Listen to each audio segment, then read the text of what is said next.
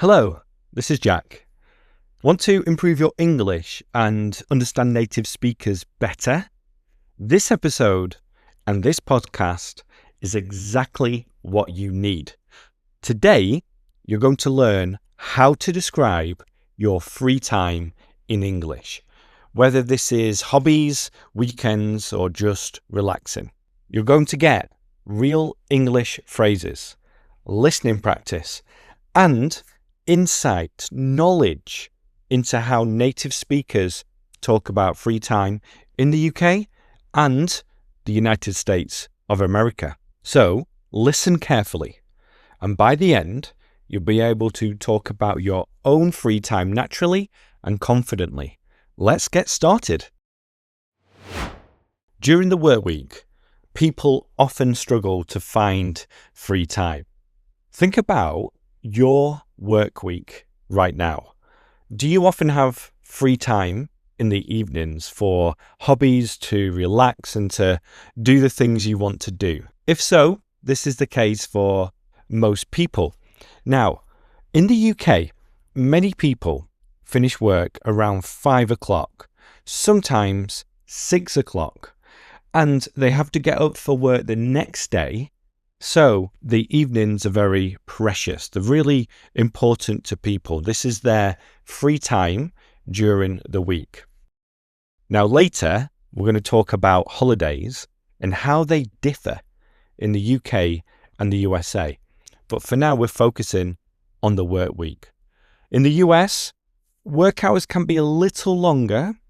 Some people work a little longer in the US, but on average, I'd say they're very similar. People finish around 5 or 6, a typical everyday office job, let's say. So, people in their free time after work usually do one of two things. It falls into two different categories. They either relax or they do something active. For example, you might hear someone say, "I try to wind down in the evening by reading a book." I try to wind down in the evening. So to wind down is a phrasal verb, and I'll leave a playlist to all of our phrasal verb lessons. But to wind down means to relax after a busy day. Some people like to hit the gym straight after work. Hit the gym. And to hit the gym means to go to the gym. And this is a very specific phrase that we use when going to the gym. And the gym is often busy, or it's busiest around 5:30 or 6 when people go to the gym on their way back from work. Personally, my day is all over the place, which means I don't usually have a set schedule due to family and different types of work commitments. However, what I like to do is this. I like to put on a podcast or catch up on a podcast, which means to listen to something I've missed, and cook dinner.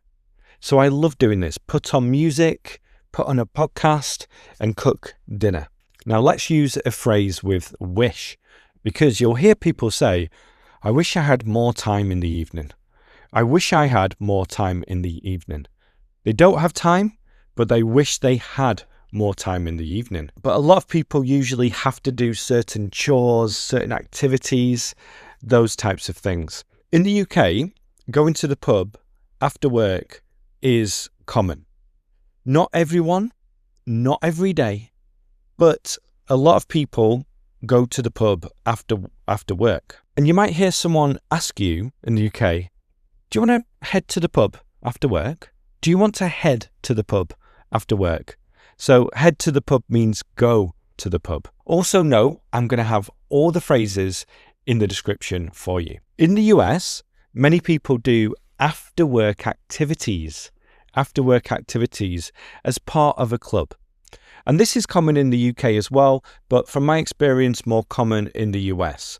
So for example, a lot of people join running clubs, or attend evening classes to stay social. With children, a lot of people in the US take their children to after-school clubs and activities. Sometimes the bus will pick up the children from school take them to the after-school activity, and then the parents pick them up later, which gives the parents a little bit more free time. But let me know below, what is a typical evening like for you?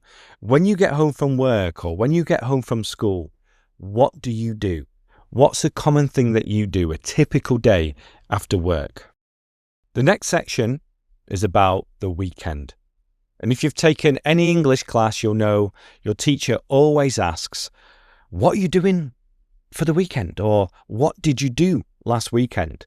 And people like to talk about their free time, especially weekends, in all different types of settings. So these phrases and this section is going to be really useful. So let's start with weekend plans.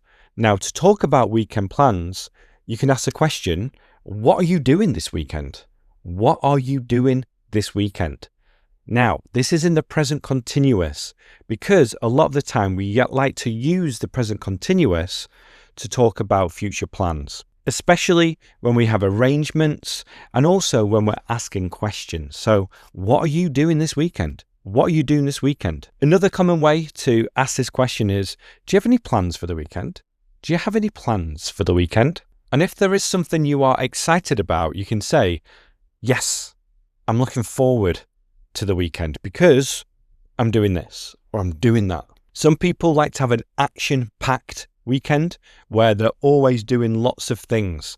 They might be going for a hike, meeting friends, doing different types of activities, going to parties, etc. Other people like to take it easy. Which means to relax and not do much. For example, I often take it easy on Sunday mornings. I often have a very relaxing Sunday morning and I take it easy. A lot of people do things like chores and housework as well during the weekend because they don't have time during the week. So I like to wake up on Saturday morning and clean the house. That's what I love doing. I say love doing.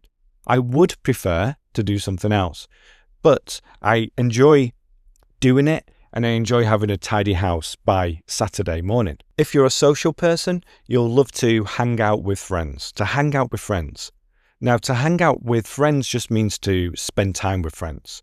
So you might say to a friend, let's hang out this weekend. Or, do you want to hang out this weekend? And if you are somebody who works hard during the week and you need to take it easy on the weekend, you might also need to catch up on sleep as well in your free time.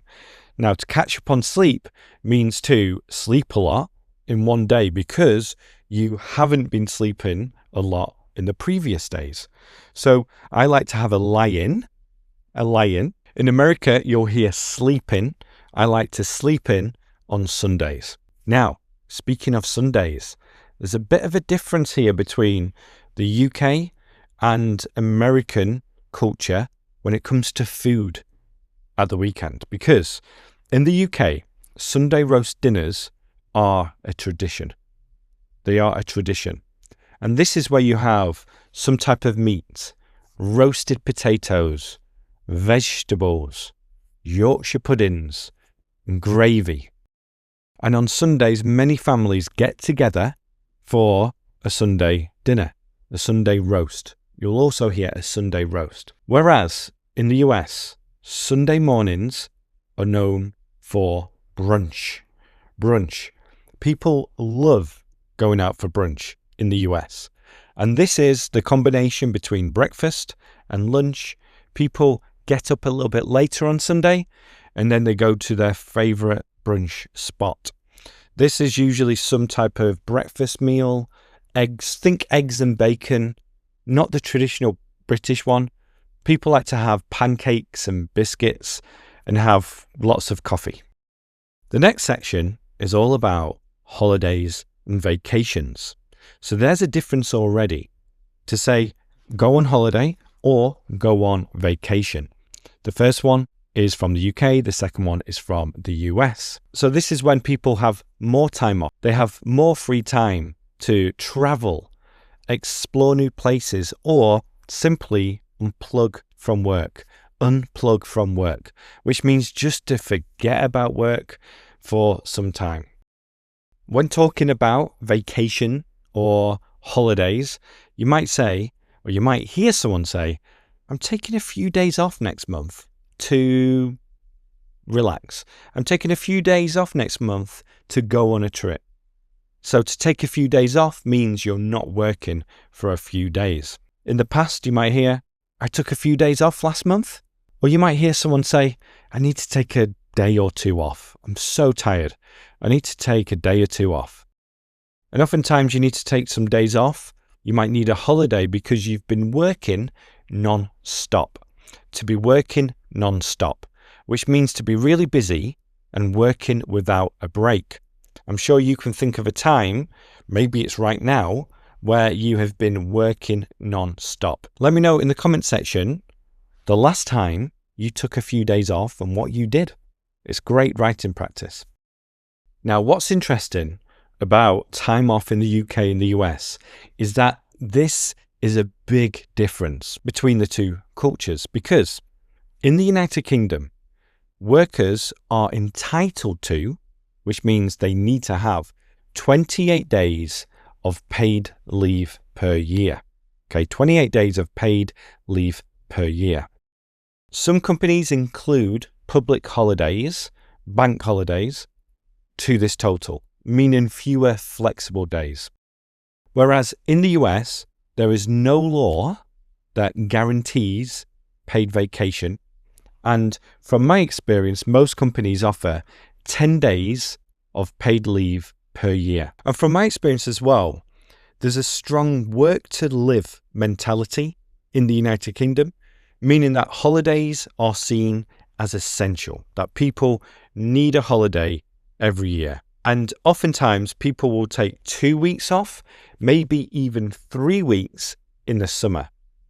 Whereas in the United States, taking these long holidays is less common. And many people take a few days off at a time. Now, there are a similar number of public holidays, but in the US, not all of these are guaranteed to be time off. So the bank holidays in the United Kingdom, public holidays, people will get these off work in most situations. Another difference is that in the UK, a lot of people take short trips on the plane to different types of countries. Whereas in the US, a lot of people will take road trips. And this is where they'll get in the car, pack the car up and go to a different town, maybe the beach, maybe the mountains, and very commonly the lake. A lot of people like to go to the lake in the US, especially around big holidays. A question you'll often hear when it comes to holidays and free time is, have you ever been to, for example, have you ever been to Japan? Have you ever been to England? Have you ever been to the mountains? Meaning, have you in your life visited those places? Have you ever been to? Have you ever been to? It's a great one to know. Let's now talk about hobbies and interests, because this is what we do in our free time if we're not busy doing housework, chores, different types of admin, or looking after children. So hobbies and interests play such a big role in our lives because they help us relax, we can learn new skills and also connect with others. Now, what's interesting is some people will stick with hobbies they've had since childhood. Now, to stick with a hobby means to continue doing this hobby, while others pick up new hobbies throughout their lives. Now, if somebody asks you, what do you do in your free time? Or what are your hobbies? Don't freeze. Instead, start talking about the things you love. Now, before I give you the phrases and talk about this more, I made a video recently where I talked about how important it is to create sentences that you're going to use often. So if you rock climb in your spare time, rock climbing, then think about creating sentences based around this, okay? Now, with that in mind, to talk about things that you love doing, you can say things like, I love, simple phrases. I love playing the guitar. I love playing soccer. I play a lot of soccer. I play a lot of soccer. So those are the types of things that you do quite often. Now, if you have just started a hobby, you can say things like, I'm getting into, or I'm just getting into, or I'm just starting. So, for example, you might say, I'm getting into yoga at the moment, or I'm just getting into yoga at the moment. Now, here's a question for you. Do you know what the most popular hobby is? What is the most popular hobby in the world? I'm going to tell you in a second. And this is gardening. Gardening. So to garden means to work on your garden, plant, dig, weed, etc. So this is the most popular hobby in the world. Personally, I love playing soccer. I try to read a lot. It's not always easy. But when I do have free time and there's space to do it, I like to read. I'm big on exercise, so I exercise a lot. And also, I love socializing. I love hanging out with friends and going to different types of events. In the UK and the US, things like pub quizzes are quite common. I'm very interested, actually, in your country, do you have pub quizzes? And this is where you go to a pub or a bar, sometimes a restaurant, never a restaurant, actually. And there is somebody who is the quiz master. And you get a sheet of paper and they ask questions and you have to answer them. And you can't cheat. You can't look at your phone. That's cheating. Now, some hobbies and interests are a little bit different and not as common. And I did some research and I found some really cool ones. The first one is extreme ironing. Ironing. So this is where people take ironing boards to remote locations and iron their clothes. I don't know how they do this without a plug. Maybe there is a battery-powered iron. Another one is train spotting. Train spotting. This is quite popular in the UK, and it's where people will go to train stations or anywhere near trains and watch the trains and record the numbers. And I guess there are different types of trains and people really get into this. Do you have an unusual hobby or a hobby that most people don't do? If so, let me know in the comment section below. And let's just give you some phrases here. So you might hear someone say, I'm thinking about signing up for a pottery class. I'm thinking about signing up for a pottery class. Would you like to join? So to sign up for means to register for that class or activity. Another one is you might hear someone say, I've always wanted to learn how to paint, learn how to draw, play the guitar. I've always wanted to do this. And when people say that, it means they want to do this, but they just haven't found the time to do it yet, or they haven't found that energy to start something new. And if someone asks you, would you like to come surfing with me? Have you ever done it? Would you like to come surfing with me? You might say, okay, I'll give it a go. I'll give it a go. Now, to give it to go means to try it out, to try something out. So to give surfing a go means to try surfing, to see how you do with this. Now, here is a new section I want to introduce to these episodes, and it is interesting quotes. So I'm going to give you some quotes that I like and then talk about them a little bit, and they might be quite inspiring for you too. I really like the ones today because the first one is this: time you enjoy wasting is not wasted time. Time you enjoy wasting is not wasted time. And that is from Bertrand Russell. And what this means is that some people feel guilty about spending time in an unproductive way. But it's not wasted because oftentimes it can be a good way to recharge, to get energy back. So time you enjoy wasting is not wasted time. The next one is, a man should never neglect his leisure. This is Confucius. I'll leave all of these in the description for you. A man should never neglect his leisure. And this is saying that life isn't just about work. We need time to rest, play, and enjoy hobbies. In some cultures, for example, Japan, people are known for working long hours. Also in parts of the US as well, depending on the job you have. While in other countries, work-life balance is more of a priority. And then the next one is almost everything will work again if you unplug it for a few minutes, including you. Almost everything will work again if you unplug it for a few minutes, including you. This is Anne Lamott. And this means that sometimes we all just need a break. Because in modern society, people are busy, they're connected, they're distracted. But what this is saying is taking time to relax is essential, and it's going to help you do better in life, and it's going to help you recharge. That is the podcast episode for today. Do these two things now. Check out the other episodes on the YouTube channel or on Spotify or Apple Podcasts, and then share this episode with a friend. Also like, subscribe, do all those things and leave a comment below. Okay, speak to you soon. Bye for now.